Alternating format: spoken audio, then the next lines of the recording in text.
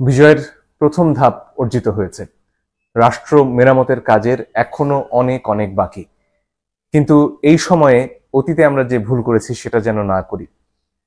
মুক্তিযুদ্ধের পরে শহীদদের তালিকা আমরা 50 বছরেও করতে পারিনি।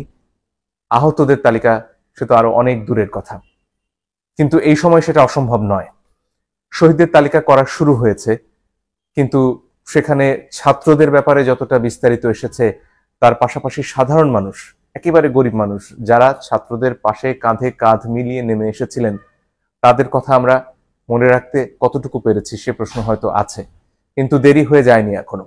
আমাদের খুব দ্রুত প্রয়োজন যারা শহীদ হয়েছেন, এমন অনেক মানুষ আছেন যাদের সাথে হয়তো ছাত্রদের সরাসরি যোগাযোগ নেই, একেবারে আলাদাভাবে স্রেফ ছাত্রদের মৃত্যু দেখে অনুপ্রাণিত হয়ে তারা লড়াই করতে নেমে এসেছেন মাঠে। এদের কথা মনে রাখতে হবে, এদের কথা ভুলে গেলে চলবে না। এদের মধ্যে রিকশাওয়ালা রয়েছেন, সাধারণ শ্রমিক রয়েছেন, যারা ভ্যানে সবজি বিক্রি করতেন তারা রয়েছেন। এরা বস্তিতে থাকেন, এদের সবার কাছে ইন্টারনেটওয়ালা মোবাইল ফোন, স্মার্টফোন নেই। এদের মধ্যে যারা শহীদ হয়েছেন তাদের তালিকা যত দ্রুত সম্ভব এলাকা ভিত্তিক করা প্রয়োজন। আরো একটা কাজ খুবই প্রয়োজন এই মুহূর্তে, সেটা হচ্ছে যারা আহত হয়েছেন এবং যাদের চিকিৎসা প্রয়োজন। এমন অনেকে রয়েছেন যাদের চিকিৎসা করার মতন সামর্থ্য রয়েছে, তারা হাসপাতালে যেতে পারছেন, এদের মধ্যে ছাত্ররা রয়েছেন।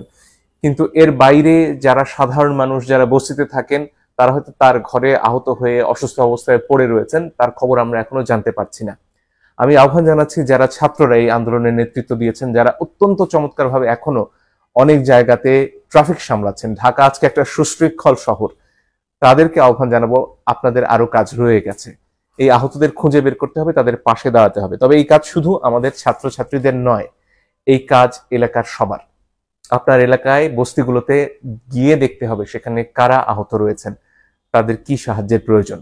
সাহায্য আপনারা একা করতে পারবেন না, তার জন্য সবাইকে এগিয়ে আসতে হবে এবং অনেক জায়গা থেকে, দেশ বিদেশ থেকে মানুষরা সাহায্যের জন্য, অর্থ সাহায্য করতে এগিয়ে আসতে চাইছেন। কিন্তু তারা কিভাবে এই টাকা পৌঁছবেন, তার জন্য যেমন একটা কেন্দ্রীয় ব্যবস্থা প্রয়োজন, স্থানীয় ব্যবস্থাও করা যেতে পারে।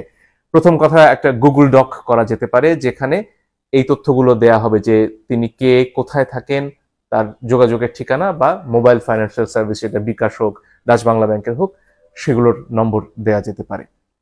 সেখানে সরাসরি তিনি সাহায্য পেতে পারেন। এখানে একটা প্রশ্ন আসে যে তাহলে যার নাম 1 নম্বরে আছে তার কাছে হয়তো সব সাহায্য পৌঁছে যাবে। এটার জন্য, বেরিয়ে আসার জন্য হয়তো সেখানে ওই গুগল ডকে বলা যেতে পারে যে তিনি এখন পর্যন্ত কত টাকা সাহায্য পেয়েছেন। এই তথ্যটা যদি সেখানে সংযোগ করা যায়, এটা হয়তো খানিকটা এড়ানো যাবে।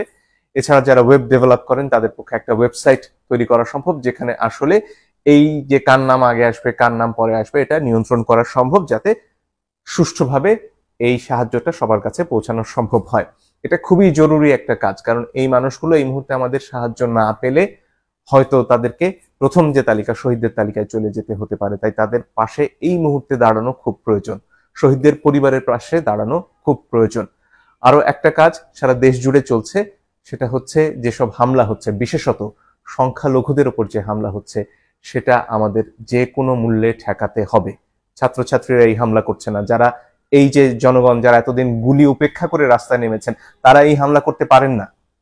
যারা করছেন তারা এই আন্দোলনের কেউ নন, তাদেরকে প্রতিহত করতে হবে, সবাইকে এগিয়ে আসতে হবে এই আন্দোলনে। যেমন একজন মুসলমান ছিলেন, তেমনি হিন্দুরাও ছিলেন, তেমনি বৌদ্ধরা ছিলেন, তেমনি সমতলের মানুষ ছিলেন, তেমনি পাহাড়ের মানুষ ছিলেন, আদিবাসীরা ছিলেন। সবাই মিলে নতুন বাংলাদেশ করতে হলে সবাইকে সুরক্ষা দেওয়ার চেষ্টা আজ থেকেই করতে হবে। ডক্টর মোহাম্মদ ইউনূস দায়িত্ব গ্রহণে সম্মতি জানিয়েছেন, সরকারের তরফ থেকেও কালকে রাতে সেটা জানানো হয়েছে। সমন্বয়কদের মধ্যে অন্যতম নাহিদও সে কথা জানিয়েছেন। কিন্তু এর বাইরে সরকার গঠন এখনো খানিকটা সময় নিচ্ছে, হয়তো 24 ঘন্টার মধ্যে হয়ে যাবে। এই অল্প সময়টুকু আমাদের শান্তি শৃঙ্খলা রক্ষা করার জন্য সর্বোচ্চ চেষ্টা করতে হবে।